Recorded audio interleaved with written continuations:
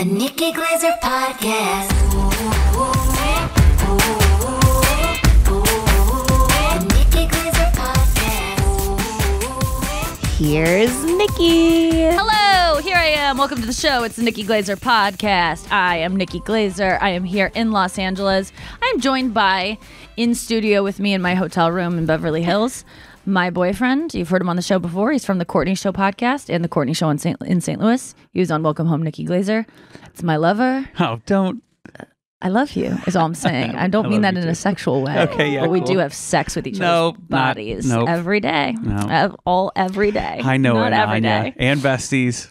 It's Chris Convy, everyone. Chris Convy. And then there's also Anya Marina is here. Welcome back to the show, Anya. And we are lovers and we have sex every day. Yeah, every single day. And then Noah is also here. Hey, Noah, how's it going? Lovers. Let's have sex. Let's have sex. Part those balls with your nose. I told Chris about that, where Noah said that sometimes she likes to put her nose between the ball sack and each ball will fall upon each nostril. I've never tried it. So sweet. Maybe tonight, because we have sex every day. Every single day. Nope. Chris is not taking part of this. We are out here because I was at the well, there's a lot of reasons. We were here for the Critics' Choice Awards, which was last night. Did you guys see? Day. Did you guys see what Nikki wore? Did you see what she looked like? Did you see the pictures? Insane. Cinderella come to life. Love your face. I love your face, Noah. Because that's exactly how I felt. So, Nikki, on page 6, you are number 20 best dressed. Whoa. Number 20. Yes, Oh girl. my God. They're- Were they ranking it? Like, are they saying best Out of dress? 70. Out of 70. Oh, out of Holy 70? smokes, that's good. But they really are ranking it, or are they just like there's 70 best dressed people in here? It's just a random, or is it a rank? I think you're up there. It looks like a rank, and you are number hierarchy. 20. Who's ahead of me? Like, who's right ahead of me? I'm guessing that who won Kathy like the Bates. lifetime. Sorry, Kathy. I like her. Santa Clara University alone. Love her. Number one fan. How do you know where she went to school? Because I went there. Oh, this podcast is misery to me. Kathy Bates. Okay, wait. Who's above me? All right, we'll tell you. So right Aubrey up, Plaza. Let me just guess who is the best. Janelle Aubrey Monáe. Plaza. Janelle Monáe was Number up, one. right? Oh, that was such a good dress. It was crazy. Your enthusiasm for it was no unnecessary. Easy. I mean, I whispered in Chris's ear like, "That's a dress," and then he went on, and I go, "You give him an inch." Actor Glenn Powell. After go, your boy. my boy. Okay, what did he play in Maverick? The most tense moment Nikki and I have had in 10 years was when I said, "Hey, I'm gonna go tell Glenn Powell that you want to say hi. That you want to say hi to him." And I was just totally joking because I was getting up to go say hi to a friend who was sitting next to him, and Nikki's like, "Don't do that." I was like, "Yeah, I'm not going to, but I'm going to." And then she was like, "No, seriously, don't do please it." do not do that. I was like, "Of course, I'm not going to go tell Glenn, the most handsome guy there, that you can't." I can't wait to say something to him. I was like, "Oh my God, what am I even going to say?" I was going to tell him. I was going to say hi because we used to see each other at the gym. We went to the same gym. Yes, because we were chasing the same body. And he won. He got there. He got there first. Sooner and remains there. But yeah, he was there. He looked good. He did look good. Not as good as you looked. I was even saying to him, we saw Glenn Powell, who notoriously has been my I was like, God, he's so attractive. Like, I was just very attracted to him when I saw him in Maverick. You were into him. Yeah. And not in a weird way. Not in a weird way. I was just like, to me, he stood out. Like, he's Theo James level of like, who's that? Like, there are sometimes actors that get you. You know, I'm into Theo James. Who is? I don't even know who that is. Oh, no. Oh, God, no. This is a thing. He's your doppelganger. No, I did not know that this was a thing for you. What? Really? Okay, so Theo James. Oh no! I don't even know. That's Glenn so. Powell. It's the guy who Aubrey Plaza hangs who's might be cheating. Yes. Okay. Yeah. Yes. Okay. Yes. Well, I felt like you knew that for some reason. No, I didn't. We've all hung out together so much in my dreams. Good. We've spent so much time on road tripping and just banging. No, but this guy Glenn Powell. The other day I was like, everyone on the podcast knows I've been really into Chris's new haircut and just been like have a renaissance of horniness for a guy that I've been with for a really long time in a way that you just are like this new. The other night you were talking, and I said this on the podcast, but you were talking to me about something logistic about like, and I just think, a good goal for us would be to, have a routine and, we go to dinner. We have to, like, you were talking about something logistic. Oh, like us living in LA. Yeah, there was something like, and I just couldn't listen to you because I was like, I felt like the way, I'm sorry to say that this is a different way to feel than with your boyfriend, but when you're dating someone new and you haven't kissed yet and you kind of are just like, looking at their mouth a little bit and you're kind of like, oh my God, I can't, like, I think I'm gonna get to do this, but I don't know, like, where you're just, I started kind of looking at you like that, and I was like looking at your mouth like, God, this guy is so fucking hot. Like, it was so good. It was such a nice moment to have. But later that week I was online and I saw Glenn Powell and I saw a picture of him looking really hot because the algorithm can read my mind, and then they served it up. And I almost sent it to you because I knew that you knew I was into him, but I was gonna be like, he's got nothing on you. Like, I really felt that way. And then we saw him at this thing and I go, again, like, my guy is just, I'm so into this, my man's look right now. It's really nice to hear. You just really like me. No, and that so is not true. That sort of yeah, I guess that is like attraction colors can your whole, be from like how much intimacy you're having in your relationship. Like sometimes you get more attracted to someone based on the conversations you're having and stuff. Anya and Noah, have you guys ever had any moment that kind of is reminiscent of the where you of the moment we had where he was like, I'm gonna go tell him you say hi, and I was like, please don't. And he's like, I'm just joking. Whoa, like, you think I would do that? Like, you don't know me. Does that, because we have that sometimes of like these big misunderstandings where I'm like, you're joking and I think you're serious, and you're like, are we even a couple? Yeah. Because why would you even think I would ever do that? I was like, why did you? Yes. I'm not gonna like besmirch your good name to like a guy who's Nikki Glaser's perfectly good name. perfectly. I'm sure he's a perfectly friendly guy. What I stand for is not good, but my name itself, Nikki Glaser, is a cool name. It is a good name. It's almost as good as Vicky Seltzer. Yeah, that's my stage name.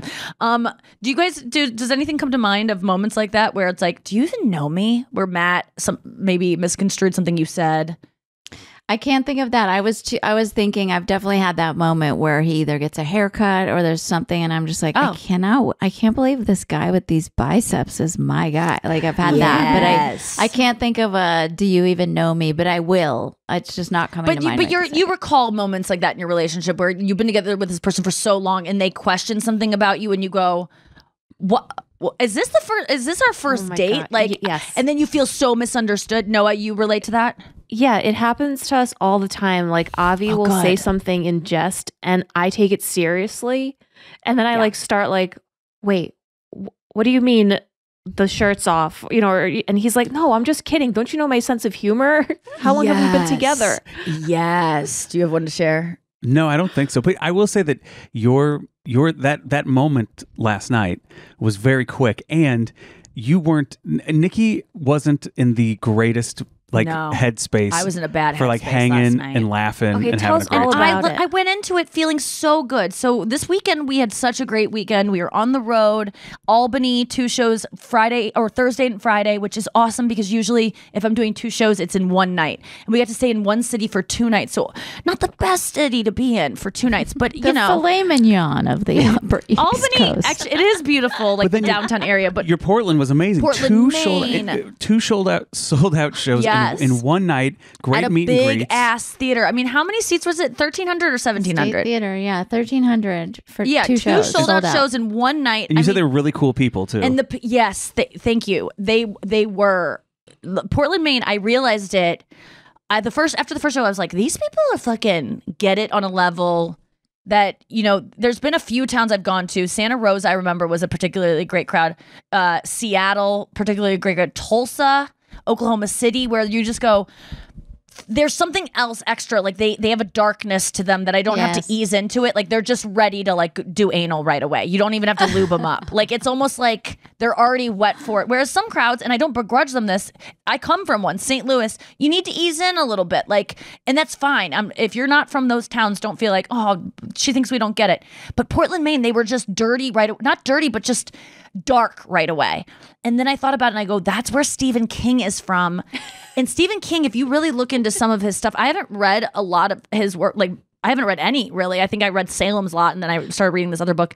But I follow this subreddit called Books, and they often get into his stuff. And he is the most twisted motherfucker there is. I mean, some of this, like, pedophilia, incest, like, really gross stuff that, I mean, I think even now people have tried to cancel him for stuff he wrote in the 70s because it's so dark and so twisted.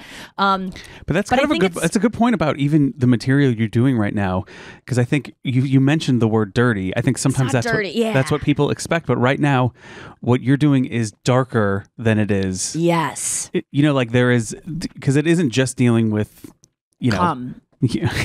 Anymore. I mean, there's some of that sex stuff. It's more. There's more like it's more dark than it is. Yeah, there's been a couple. It's new.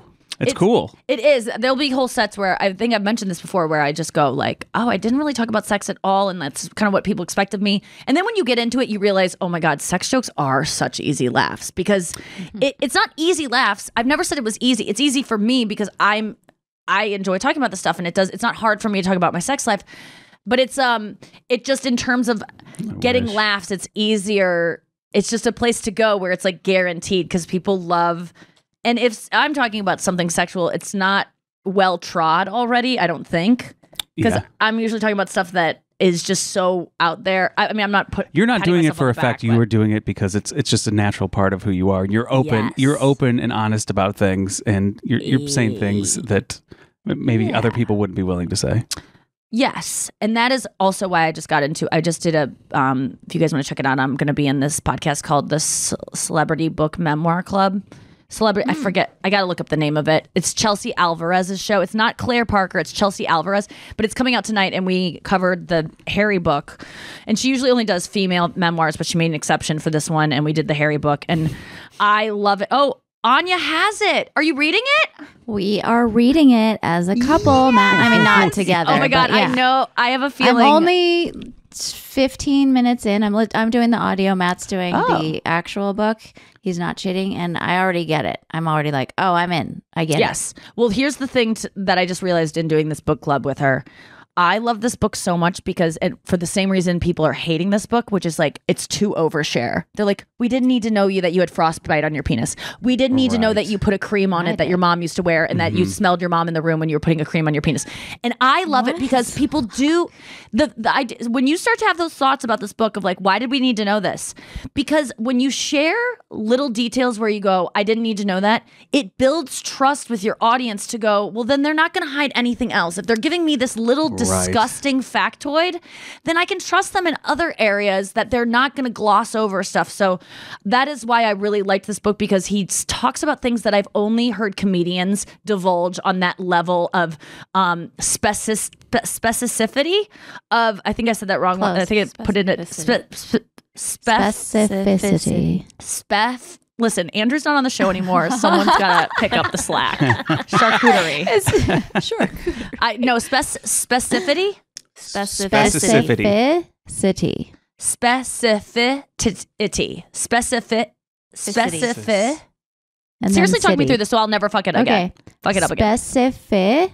City. And then city. Specificity. Specificity. Okay, specificity. Okay, I'll never fuck it up again. See, I want to learn. So specificity that. Well, I didn't say that. I did.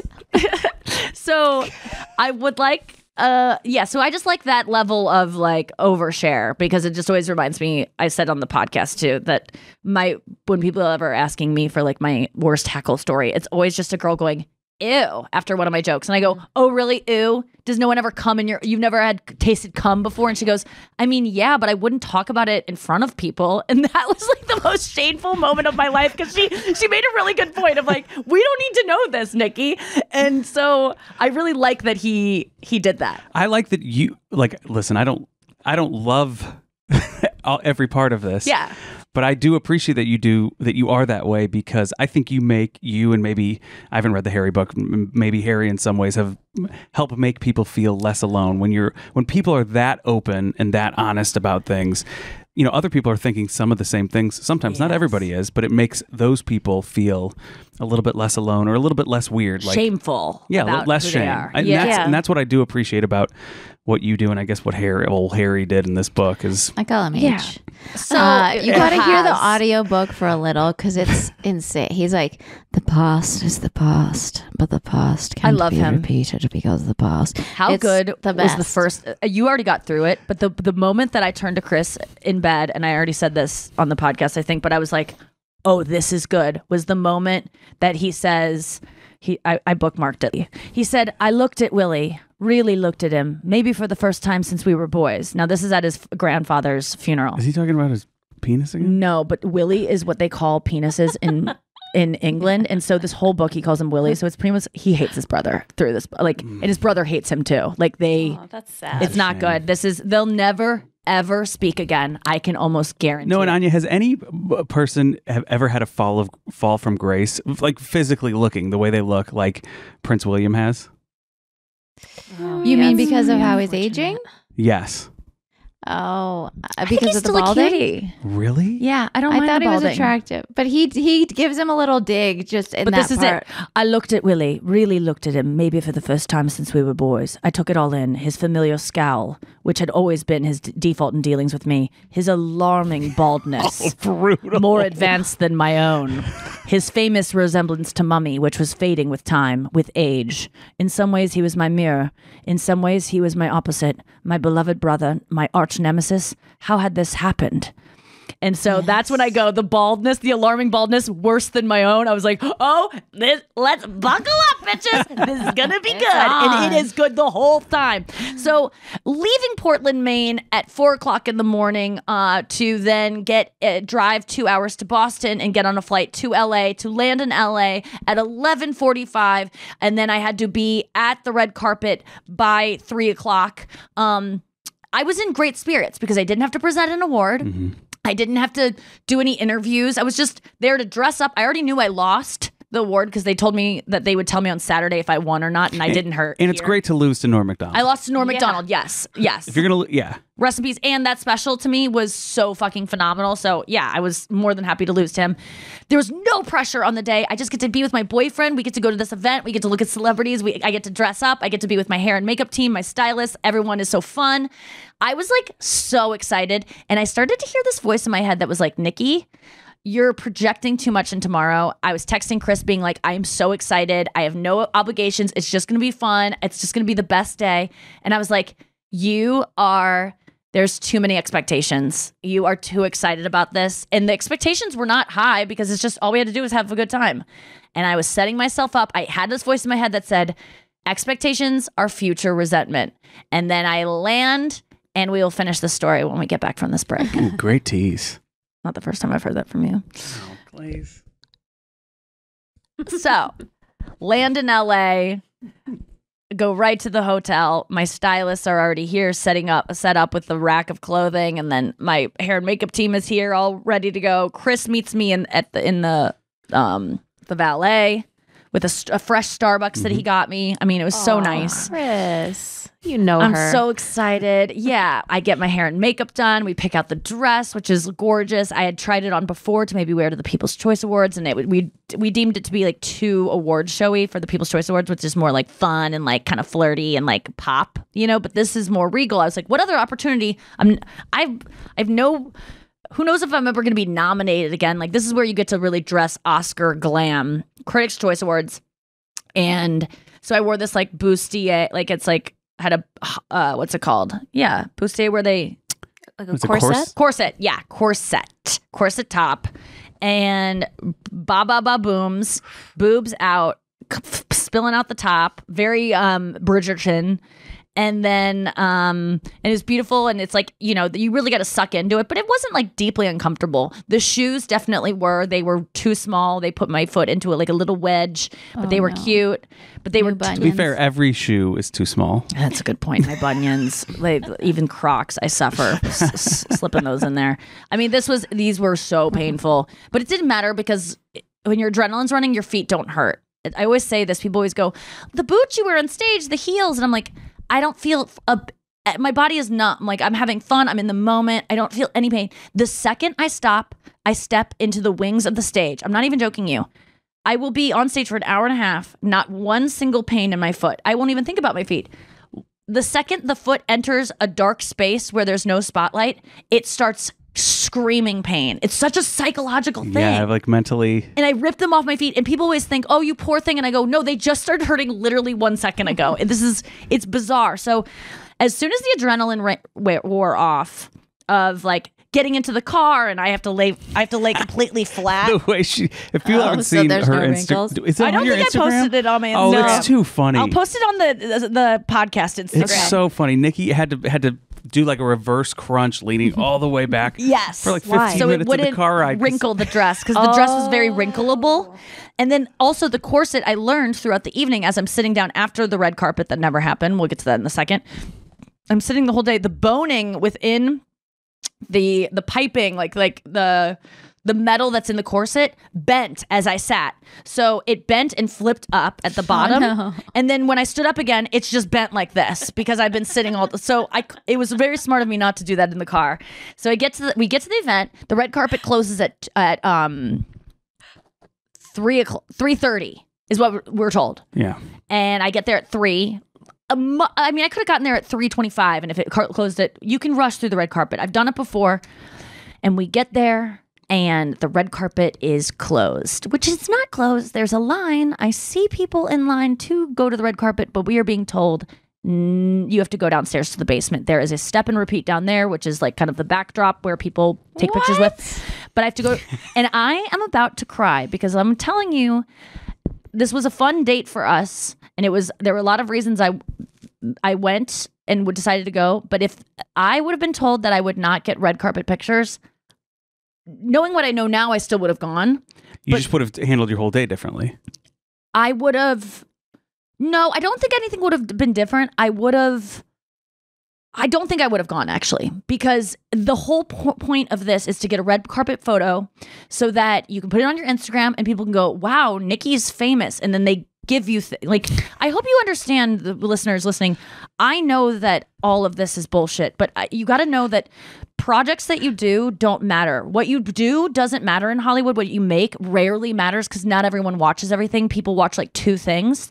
It matters telling people that you're making things, telling people that you're doing things. They don't watch the Critics' Choice Awards, but they see an image of you there, so they go, she must be nominated. I once made a joke that I was filming a Super Bowl commercial.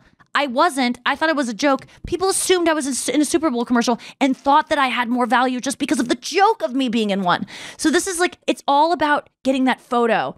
And I spent, I'm going to say, at $3,500 at least on this whole endeavor, not to mention waking up super early, flying all day, the stress of this. So $3,500 all for this. And then I get there and they're like, there's a little, there's a ring light downstairs and a guy with his iPhone 8. And you go, okay, great. And I was about to cry. Like, you can see, besties know me too. Look at my face in these pictures. I am not happy. You're defeated. On camera.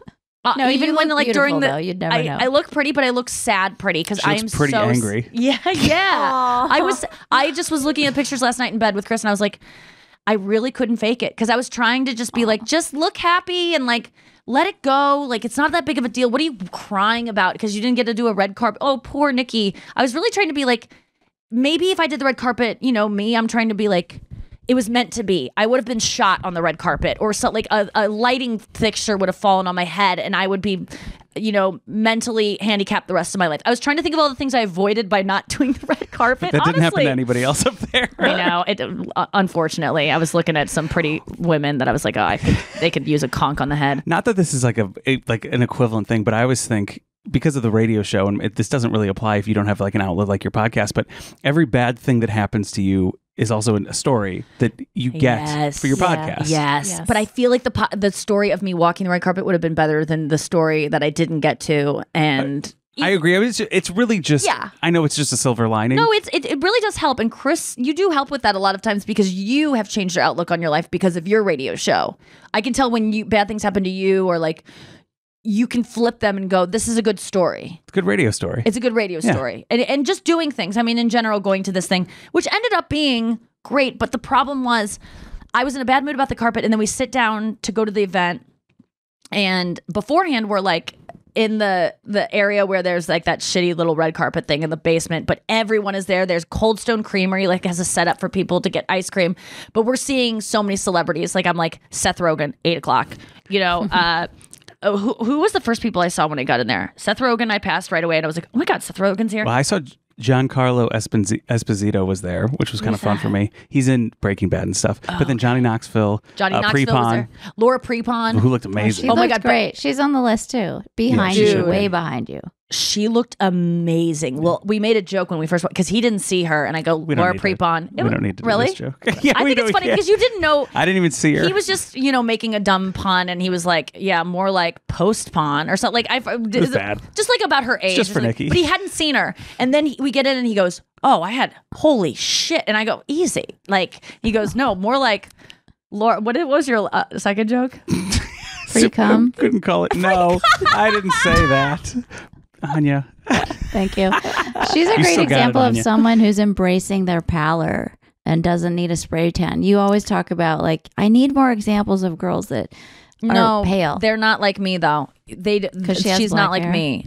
No, her skin is different than my skin tone. My skin tone has like a grayness to it, and you can see my veins underneath. Hers just looked porcelain. So does yours. So does Noah's. Is there like I don't know about that. Is there a spray white?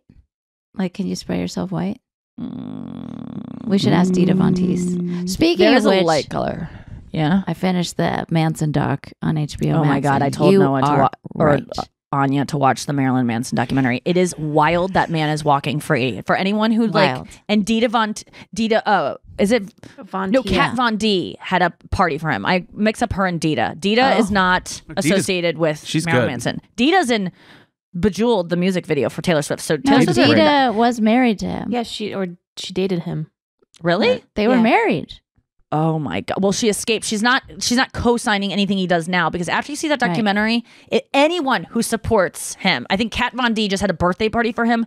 Disgusting. Do your research. He is a rapist. He's disgusting. I mean, what was Phoenix Rising, HBO Max. I only bring that up because you were talking about how sometimes when people give details of things like hairy and spare, you believe it more. There's this one part where Evan Rachel Wood is talking about how she's trying to break free of him, and like he whipped her, trigger warning, with a whip from the Holocaust because he collects Nazi paraphernalia. He whipped her many times with this kind of a whip. Like, that is a detail you don't just make up and pull out of thin air. Right. That is a believable detail. He is a monster. Would you say, don't you think he belongs in prison? Absolutely. 100%. I know. It's nuts that he's not. It's same with Armie Hammer. Like, get these men behind bars. They're awful. Did you talk about hatchet wheeling? Hitchhiker? Oh my God. It was fucking the worst fucking thing we've ever seen in our lives. I gotta say, the girls' chat, which I talked about on this, we were everyone's looking for things to watch. They're like, girls, what do you recommend? And Carla was like, hatchet wielding hitchhiker, y'all. And then Kirsten even was like, oh my God, it's so good. And so Chris comes over the other night. I'm like, let's put on the hatchet wielding hitchhiker. Oh man. And we could not believe it's a little bit of I think I would have hated it alone too. If I've watched it alone. Oh, right. I'm wondering if we were both like on together. Yeah. Or like like you were embarrassed and then I was like, this kind of stinks. And then we were just like, this is terrible. Because I suggested it and said my friends had said it was good. I didn't say which ones. It wasn't it was what critically made it acclaimed. bad for you? Did you see it? No. Oh yeah, I told you not to. It is, I mean, can you say exactly what it was? Because it's a story that could have taken 15 minutes to tell. Yeah, it should have been like like one of those like 60-minute murder things with a narrator who was like really good and compelling, and instead it was just a bunch of turkeys retelling the same sort of story and sort of just like overlapping each other for an hour and 35 minutes.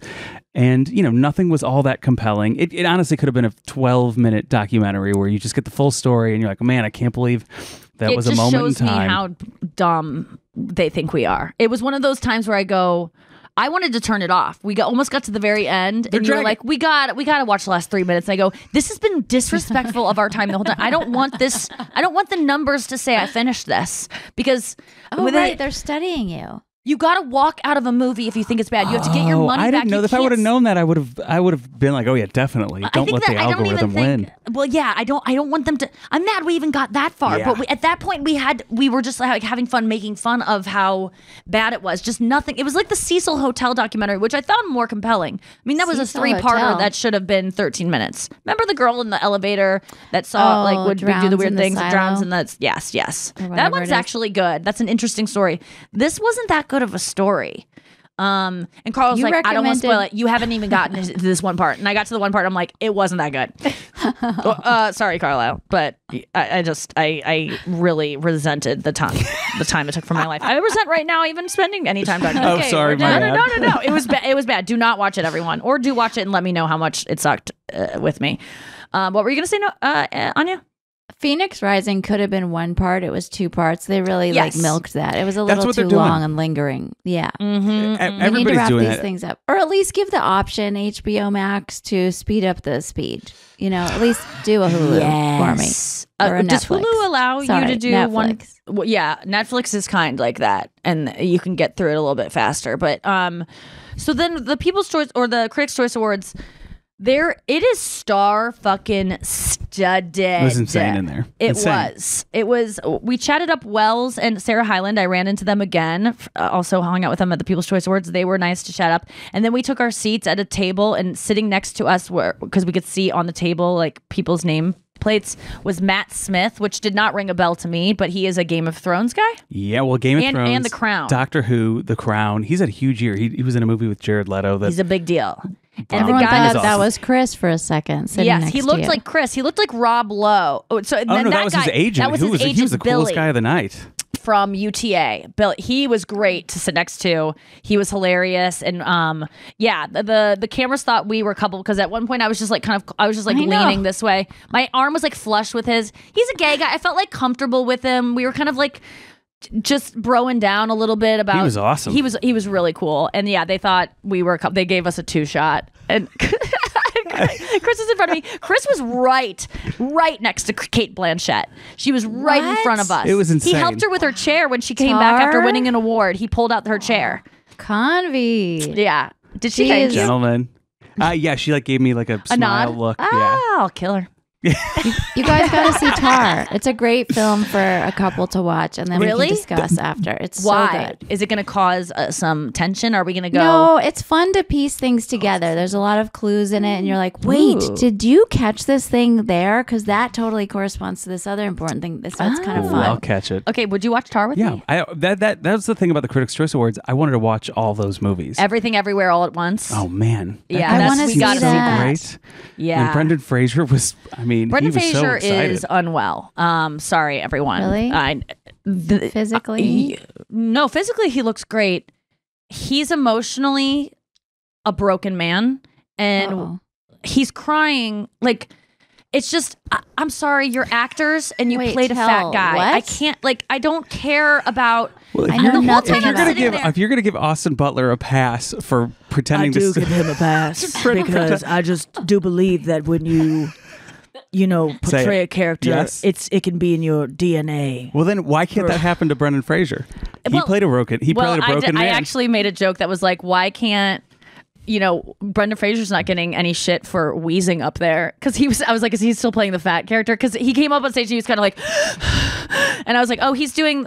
If you give Austin Butler shit for playing Elvis, he still has a fat guy. And don't get mad and be like, you're fat shaming. Fat people are out of breath sometimes, so whatever. So that was a joke that I was kind of proud of to you, that I whispered in your ear that I didn't think you got. Because it was a little bit, we're not even getting it now. No one should. But anyway, Brendan Fraser gets up there and he's out of breath because he ran up there. I mean, it was just a dumb joke, but I'm talking about his emotional state. I feel bad for him. He was sexually harassed in the industry. He was put out to pasture. And he came back in with a couple performances recently, but he did the Mummies and then we didn't hear from him and he was really like done. And apparently he was the best green screen actor in Hollywood. Oh, wow. Like nobody could react to things that weren't there. Except weathermen with cold fronts and stuff. They they're pretty impressive. They are great actors. But and they're always acting like they're like kind of buddies with the sports guy. They're like, oh God, shit. Like they're pretty good actors that they all act like they like each other. But Brendan Fraser just got up there and I think some people would be like, it was so moving. He gave such a moving. I found it completely unhinged and that's fine. I'm also that way. Like I get put on the spot sometimes and I just show up as I am and you can tell I'm going through a mental crisis. I think he needs all hands on deck. He is not well. I was watching a man up there win an award that I'm like, he's going through something. This is too much emotion in this moment and it wasn't like the right kind. It made me feel awkward. I don't know. Maybe, did you not? What did he cry about on winning? stage? He won an award. I think it's the first award that he's won. Maybe. Maybe now I'm kind of softening. Ever. Really? Oh, that's a good point. So you thought he was sure. mentally unwell because he was weeping, or was it weeping too much? It was just too much. And you know I love a guy who cries. Yeah. He just seemed it wasn't that he was weeping. It was that he was so like emotionally was. It was he had no ability to pull in the emotions, which it just isn't the place for it. Sometimes, like, let that out on your own. Like, listen, never do I begrudge someone having their emotions. I love emotions and I'm jealous of people that can have them more openly. I just felt like this was unbridled and there was I see. It was just uncomfortable. I felt uncomfortable and I rarely feel that way. I just thought you were cynical about the whole night. This is what happens to me at award shows now. I did it with the People's Choice too. And I said on this, I look around and I go, this is a middle school play. Everyone's playing dress up. All of these people just want to be loved. They all want eyes on them. Everyone's desperate for attention. None of this is really about like telling stories. And everything's up. All they do is tell. I'm a storyteller. You're an actor. You want to be rich. You want to didn't be even beloved write it because your mom and dad didn't like you enough. Like, stop this. I get it. You do tell a story with it. You didn't even write it. Exactly, Anya. Mike White is a storyteller. Jennifer Coolidge isn't. She's just a comedic actress. Like, yes, we can herald them, we can celebrate them, but stop acting like these people are heroes. So I'm getting depressed in real time in the room because I'm looking around and I'm just seeing, and I'm not above it. You all know that. I just told you I wanted to post on Instagram so people like me more. I play the game, but it just made me sad that all of these people, even Jeff Bridges is playing the game. You know, like he's a little bit more sincere. He got like a Lifetime Achievement Award. It made me sad because I look around me and I just see desperation from everyone and I see fakeness and I just see people having conversations with people they don't want to have. It made me not want to get up and go up to people and be like, I love your work, because I just was like, it's because I want something from this person. And this person's already giving people so much. Like, I don't need to go get a selfie with Jennifer Coolidge. Like, people just want because it's going to elevate them. And it made me, I don't know, I was kind of having an existential crisis. I think I have it in these moments because I also have the thing of, I'll admit it, I feel invisible. I'm looking at Janelle Monáe and looking at when they're listing off her achievements and I'm like, this 27-year-old girl has achieved more than however old she is. I'm guessing she's like late 20s, maybe early 30s. She's won Grammys. She's what she is. The way they talk about her, she's done so much. And I'm like, yeah, even though I've done so much, I'm sitting in the room, I'm nominated. All I did was like walk on stage with a microphone and go like, this is why you should do anal sex. And I like had a little TED talk and these people are like putting on performances and the lighting and like all the things that goes into these movies. And I'm like, I'm never going to be as cool as these people. It's kind of depressing me in that way, but also it was depressing me because I was like, I don't want to be, because I see how sad this all is and how the only person that actually didn't seem to care to be there and was just like keeping it real. He was the funniest person of the night. And the funniest person of the night by far in his speech, Seth Rogan. that's a real person who just likes to make things, isn't trying to tell stories. He's not a storyteller. He's just trying to make funny stuff. I don't mean to take anything away from what you're saying. I just have a different perspective on the night because I came at it from a different perspective. Nikki might have felt differently if her day didn't start out improperly. So uncomfortable in this dress when I was sitting. It was. Speaking of wheezing men, Nikki sent us audio of the car driver who was supposed to take her from the hotel in Portland, Maine to the Boston airport. And she's like, listen to this poor man struggle with my bags.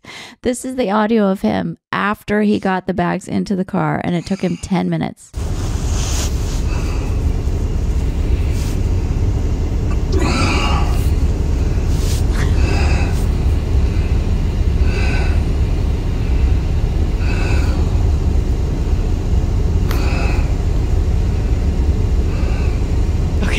The guy, he really made a display of how annoying my bags were because he loaded them for like 20 minutes, 2 bags in his trunk, and kept taking them in and putting back out. And I'm like, I wasn't even going to attempt to help him because it would have been an Uber guy? No, it was an official. Well, the girl the official car service to pick me up, the girl was overslept, and so she called this guy to fill in, and then we met her at a truck stop, and then she got in the car and drove the rest of the way. It was so funny at like 4 a.m. It was crazy. So, I don't know. If I wouldn't have been deeply uncomfortable in my dress, I think, because at the end of it, I go, why am I in such a bad mood, Chris? Like, I don't get it. Like, why am I so sad about, like, I was sitting there falling into a deep depression during this thing, and I couldn't, and I go, it's because I'm in pain. Like, I was begging. Like, when I was at the People's Choice Awards, I was like, I can't wait for the after party because I was in this like nice dress that like breathed, and my shoes were like platforms so they didn't hurt. Like, and I was in such pain. I was like, I hope there's not an after party. And it was because and now I realize if anyone out there listening has chronic pain, it becomes so much a part of your life. You don't even notice what it is anymore, and you're just a bitch or a dick all the time because if you have anyone in your life that is just always a dick or a bitch, it's probably, and they have chronic pain, just know that it might just be that. Like, it totally transforms your life. I do just want to say about the Critics' Choice Awards, coming at it from a totally different perspective than Nikki, I did see a lot of reason that this type of thing, I have no love for I have zero celebrity worship in my bones. But I did love how much fun some of them were having. Henry Winkler was having the time of his life. Yes. John Goodman was loving seeing Jeff Bridges get celebrated. Yeah, there's earnest Julia moments Roberts was walking around having a good time. Yeah. Well, if you're totally dismissing my perspective, no, but it's like, I'm not dismissing it at all. There were people there that were having a blast with each other, saying hi to each other, and like celebrating and having a good time. We and some of those speeches were great. More of this because there's more to be said instead of me. And I just want to say I'm not comparing my corset to your mom's chronic arthritis. Please don't misconstrue those two. I understand the difference between my bunions being shoved into pretty heels and you being I have MS. I'm not comparing those two. I'm just saying it made me have a little empathy because I forgot about the pain I was in and I was such a bitch. And after this break, we're going to come back and talk about some of the more celebrity sightings we saw because it was a joyful night for celebrities and there was happiness happening all around us. I thought so. I was just wearing an invisible cloak of judgment and negativity, and I want to try to find some silver linings because we did see some good moments. Yeah. And we'll talk about those right after this. Okay, so we're at the Critics' Choice Awards, which were 3 hours long, and at one point they started shoving categories together. They were like Best Supporting Actor and Actress, and they would give out 2 awards. They would name 2 people, and 2 people would come up. And the only person to call it out was Seth Rogen. When he got up to give his award, he goes, "Can I just say, why are they giving 2 awards out at the same time? When did this start happening?" He's like, "Just make the show longer. This is on." He goes, "I know you can afford it. This is on the seat." He was like, "I know this can't be expensive television time. This is on the CW at 4 o'clock." And he was like, the CW, by the way, which is the only network that has no nominees this evening. He was like, just give yourselves one. Just give yourselves one. It was so funny. Yeah. Again, calling out the obvious always makes me happy. And Seth Rogen, I have to say, I thought he was going to be high, him, he's always high and kind of having fun. But he was you could tell he was just kind of been through a million of these. I was just kind of clocking him the entire evening. Is he having fun? Oh, he seems to be in the same position I am. And then he got up on stage and he was hilarious. And Chelsea Handler was so funny. funny. I thought she looked great. She hosted it.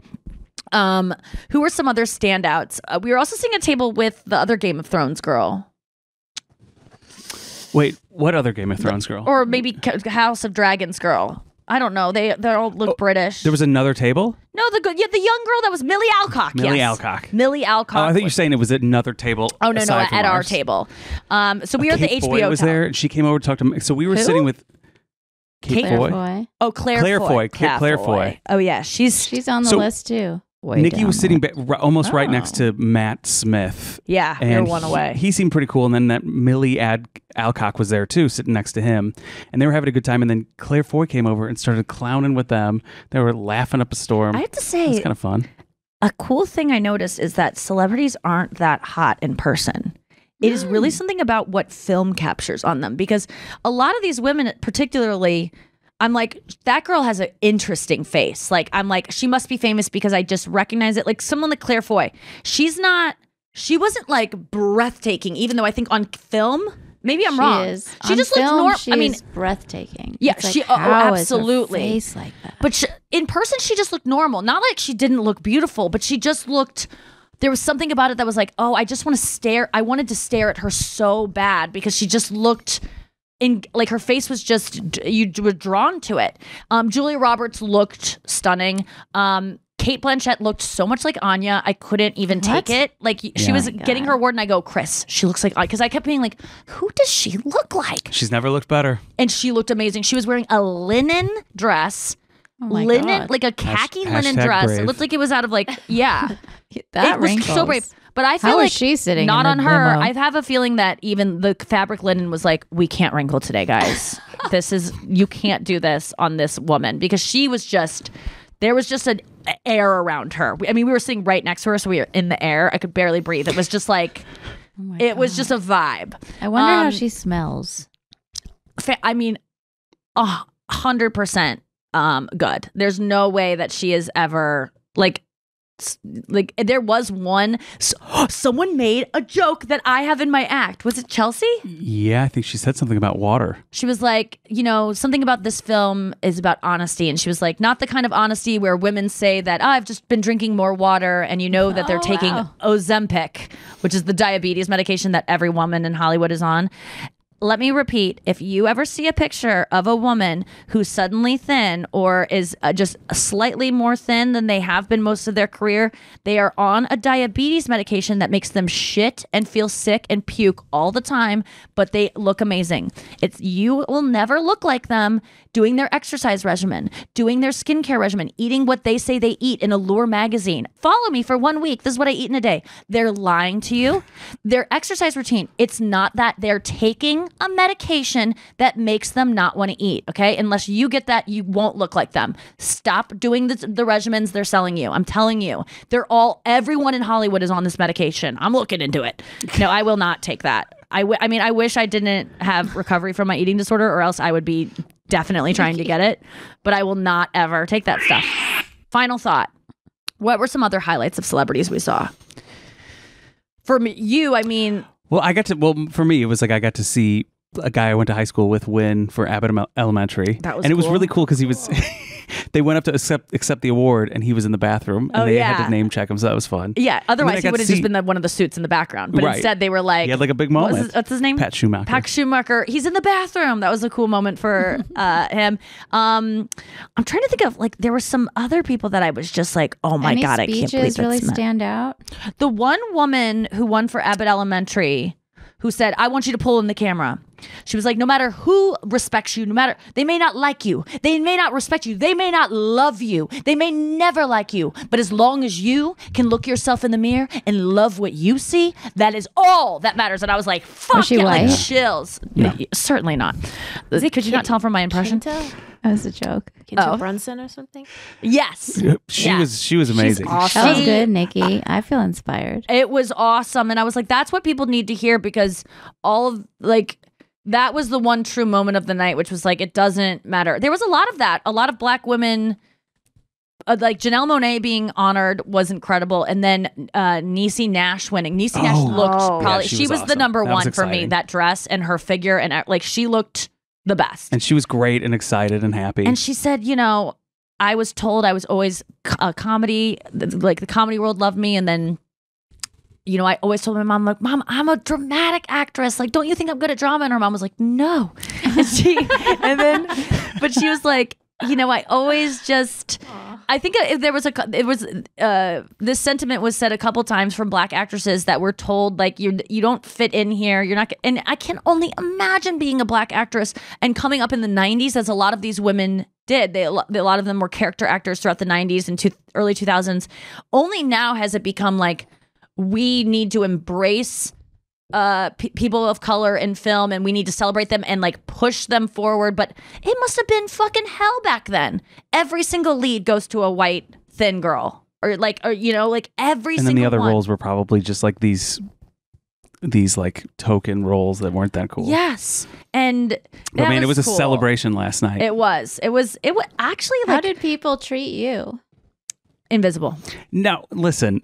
Nope. Nikki wouldn't hear when I'm people. Just telling you, no one cared. No one was like, Nikki Glaser, I love you. No one. Yes, yes. Critics were. Several people. Let me ask Chris Convy. Yeah. Yes, several people came up to, and that was one reason. Like, I was like, let's walk around. Let's go say hi to these people. Like, I love it when people celebrate Nikki, and we weren't giving many people an opportunity to do that. At the table. Nikki didn't get up once from the table because my shoes hurt too much, and the dress was bent, so it would have looked like I had like a fucking laptop table coming out of an airport. It looked like an airport table sticking out of my stomach, so I couldn't get out. And so Nikki was like, you know, you would have to walk by Nikki to know she was there, and you know, most people. I looked like I was waiting at the DMV. My face was just it wasn't a good look for me. Were you still mad about the step in her feet? No, I was just mad. I was just sad. You know, like, I hate to say this. I got home and I told Chris, I'm so sorry that. No, we got in the car and I go, I'm sorry I couldn't rally. Like, there were multiple times. I don't know if listeners relate, but do you ever relate when you're like, you know the mood you're in is stupid. You know you're being a baby. You know that the circumstances do not. There's no reason for you to feel this way. Like, you should be happy, but you just can't get out of it. Like, I've really felt like stuck in mud. Yeah, in mud. I couldn't get out of it. And I immediately had perspective as soon as I got in the car, and I go, I kind of squandered that by not, I knew I was squandering in the moment. I was so uncomfortable. And yes, people did come up to me. There was a lot of critics there because it was Critics' Choice Awards. So a lot of people that I've met on Zoom calls that have, you know, are on radio stations and do movie reviews. And I've interviewed me for F-Boy Island. A lot of people that I've only met on Zoom calls like came up and were like, oh, we've done. And it was really nice. But there was no I didn't feel like a celebrity. I really felt like I was someone's date, which is not a bad thing to be. Chris Convy right here. I felt like I didn't belong there, even though I totally did because I was nominated. If I would have gotten to walk the red carpet, I think it would have had a more moment of like, I'm a part of this. But instead, I saw people walking the red carpet. I was told, it felt like you're not famous enough. Right. We aren't going to make an exception for you. Go to the basement. And that's so dumb. I should just have let it be able to let it go. So everybody knows how hard it is to rally, even when you know that you should. Even in that moment, it's really hard. I was just sad because Nikki didn't give other people an opportunity to celebrate her because, you know, people were going up to each other talking about how much they loved each other. And Nikki was stuck in a seat, buried in, you know, like in between Jennifer Coolidge and Henry Winkler and Cate Blanchett. Yeah, Jennifer Coolidge was there. Me and Jennifer were the only ones that didn't get up the whole time. Yeah, she sat down too. I kept looking to see if she got up, and I knew she didn't get up because she would have been hounded. But I was like, if she doesn't get up, I don't have to get up. And it was really about my shoes. They just hurt too much. But people did come up to Nikki and did go out of their way to tell Nikki how much they loved her and how great her dress was. Like, it was great. Shoes Anyone can like make you not want to walk to go get a Diet Coke. Like it felt like putting my feet in bear traps. Don't they have waiters? What fashion? What? Don't they have waiters? They did. And we got good food though too. There was good hummus. And like, I don't know what I ate. Sounds great. But I sounds took like it a off of normal 3 human plates. woman. Yeah, we stole off Matt Smith's plate when he got up, and then there was good ice cream that they passed around. Like, so I was having fun, like eating my feelings and kind of just whispering little barbs here and there. But Julia Roberts looks stunning. She was right behind me at one point. Like if I would have just knocked my head back, I would have hit her with my head. Like she was right behind me. I felt like I was like, please, I want her to bump into me just to say I like touched her. There was some other like really James Cameron was there. Austin Butler was there, who by the way, I love Austin Butler. Chris did one of the funniest things over the weekend. I did play it for Anya. And can we just reference it? Anya, you heard it. What? So yeah. Oh, on Chris's radio show the other morning, they were talking about Austin Butler saying like, you know, this Elvis voice, it's in my DNA. Like, I guess Mario Lopez called him out on the red carpet and was like, come on, man, like the voice, you're still doing it? And he's like, you know, when you talk like this for 4 years for a part, like it just becomes a part of your DNA. And women all over the country are buying it. Not all of us. This handsome guy is trying to act like the coolest guy of all time. And everybody's like, totally makes sense. It's a part of his DNA. I'm related to Elvis now. Yeah. Yeah, it's like, a really good looking guy lowers his voice, which by the way, everybody knows like in studies that if you want like people to respect you and like you and be attracted to you, you lower your voice. Yeah, you just Elizabeth Holmes. And so he did it and it's working on everybody. Everybody's like, yeah, of course. I'm enchanted by it. Yeah. And so but if your friend from high school goes to wait for this whole analogy because it's good. So Chris is on this radio show and they're like, you know, I literally turned it off because I could hear Courtney was already like, this is bullshit. And I was like, no one is going to stand up for this guy. Because I am someone who morphs into people. If I am around Australians, I start like talking like this, like a little bit. Like it's just, if you admire something, you like start talking like it. I really do think if I did a role and was in that character, I would walk away with part of it. So I relate. And I think that at this point he's been made fun of so much. Why wouldn't he go back to his normal voice? It's like, I guess he will slowly. But anyway, so I turned off because I didn't want to hear sometimes on their show if I have a dissenting, if they start like liking Brad Pitt, I just turn it off because I'm like, I hate Brad Pitt based on the abuse allegations that I've read about. And so I just turn it off and then turn it back on when they are talking about something I agree with because I can only echo chamber, you know? And so I turned it off and I just wrote to Chris, I'm Team Butler. I think it's legit. Like, I think it's okay that he still talks like him.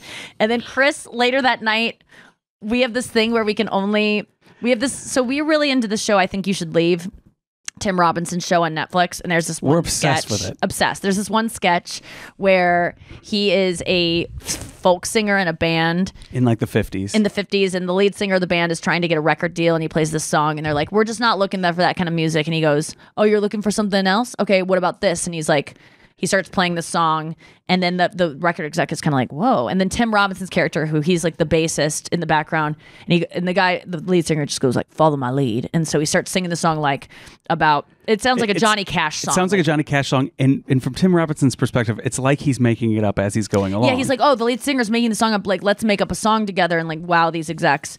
And then he just cuts in with like, he cuts in with a storyline that has nothing to do with the lead singer's storyline about skeletons coming out of the graves because the bones are their money and worms are their dollars. Their money. And so he just does this whole song where he's like, the bones are their money, the worms are their dollars. And that's like the melody of the song. You got to watch it to understand it, and even then I don't think that you will. I understand your t-shirt, by the way, because you the bones are their yes, that was a reference. It takes 10 listens to understand the nuances and how funny it is. But it's the funniest thing I know hated about. The sketch the first time I saw it, and then the second time I was like, this might be the most genius thing. And then I have watched it a million times. So the melody is 5. The bones are like, and Anya's pretty like.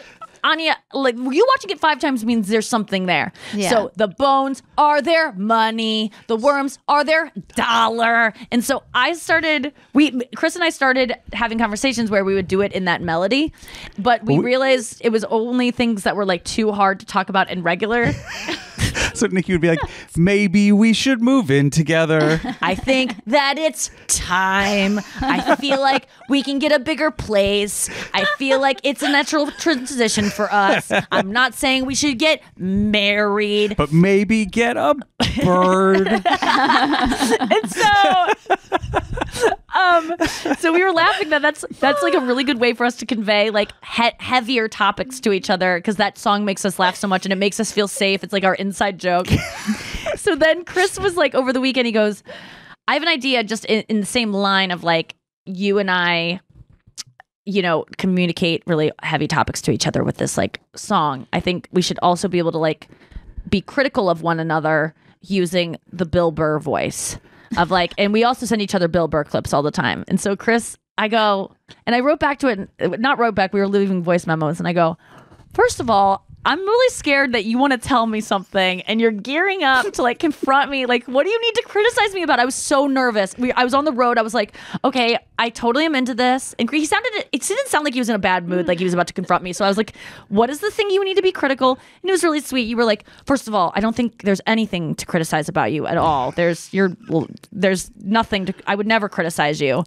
I'm just saying it might be funny. And so he goes, I'm going to try to do it. I go, I would like to see you give an example of this. But when handling hard topics, it's like I could try to make a case for myself and be like, hey, Glaze, I know what you think about Austin Butler, but you have to consider these things. Or you could do it like Bill Burr and try to make like a perfect point with examples. Can I play it? Oh, I don't think we should do that. Really? I think it's really funny. Yes, I didn't do a very good impression. I've never tried to do. No, it's so I've good. never tried to please, do a and Bill this Burr is impression. insanely accurate. I'm sorry, but like I just don't think you understand. I would not air this if I thought it was lame at all, or if I thought it wasn't impressive. And it's a great point. I wish I had like 10. It is a good point. Okay, 10 tries to get is. this right. Oh God. So this is okay. So this is him gearing up for it. This is a cute part because you go. Let me just try this. It's adorable. Okay. I don't know if I have what it takes to do a Bill Burr impression. And then here we go. I don't know. Has anybody seen this kid, this Austin Butler kid, walking around? He thinks he's Elvis.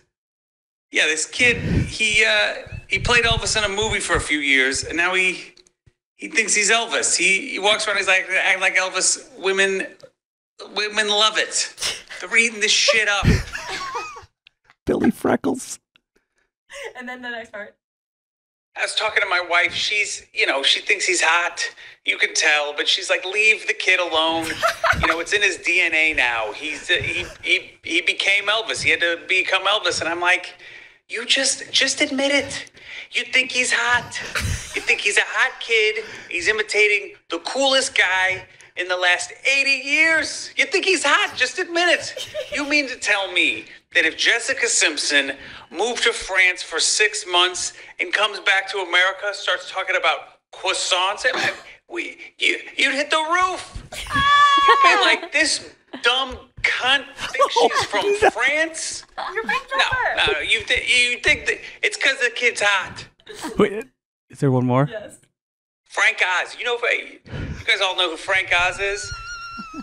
This motherfucker played Yoda for 30 years. He was playing Yoda. You think he brought that shit back to his wife saying, dinner you should make? No fucking way. Bill Burr, everybody. Bill Burr. I want to say Chris does not use the C word. He was channeling. He was shocked that he even used it. He was like, oh my God, I said that. I love Billy Freckles. You really did a good 10 job. out of 10. That was. I feel like if I had And the Yoda part really 8 years, I could do a better job. You came up with that bit in 30 seconds. That was off the dome. Yeah, so that was pretty quick. really impressive to me as a comedian. I was like, that's a fully formed bit that you could present that to him and he would do that bit. I'm sweating like you wouldn't believe. Well, you nailed it. I was so hot. Oh my God, he's burning up, you guys. The way he says hot as Bill Burr. Hot. You think he's a hot guy. Yeah. He was so good. But I afterwards was like, I've never loved you more. Like that was so funny and so thought out, and was just like, it was a side of you that I had not seen. I've seen you do impressions and they always blow me away. But like, I know what that was so vulnerable. I've never done them for anybody but you. It was so sweet. I loved it. I'm on fire. Thank you for being here, and thank you for letting me use that clip. Okay, I really appreciate it. I know it was supposed to be just for me, and now here it it is is for the best everyone. Burr I've heard, honestly. Aw. Billy Freckles. Yes. Wait, what does he say? He says for the guys and the ladies. Yeah, he always does that. We used to listen to his podcast a lot. You're the best. Thank you for being here, Chris. Thank you, Anya. Thank you, Noah. Thank you to the listener. We have dates coming up Kalamazoo this weekend. And then where are we on Saturday? It's Kalamazoo in Joliet, Illinois. So that is close-y to Chicago. So close-ish. So 53 minutes away, I think, driving from downtown Chicago. So come out to shows. Can I say shout out to the besties? Because I've met a bunch New Year's and beyond, and some of them have started listening to the radio show, but they are the nicest people going. People that are going to your shows are so nice. I met some this weekend, and one girl cried, and it was so sweet, and it just meant so much to me. Like I have said it before, but I can always tell when it's a bestie in line. Like you just there's a different vibe, and I truly feel like we're friends, and you guys know that, and I love you guys so much. So thank you for listening to the podcast, and thank you for loving my friends and my boyfriend, and just and putting up with me complaining about having this amazing life where I get to go to the Critics' Choice Awards and all I do is bitch about it the whole time. Like, who am I? But I was just uncomfortable in my pretty $1,000 dress. It's probably more than that. Thank you guys so much for listening. Have a great day. We'll see you tomorrow on the podcast. Don't be cut and jackpot. Jamila Jamil. Oh, that's good. I just did our podcast.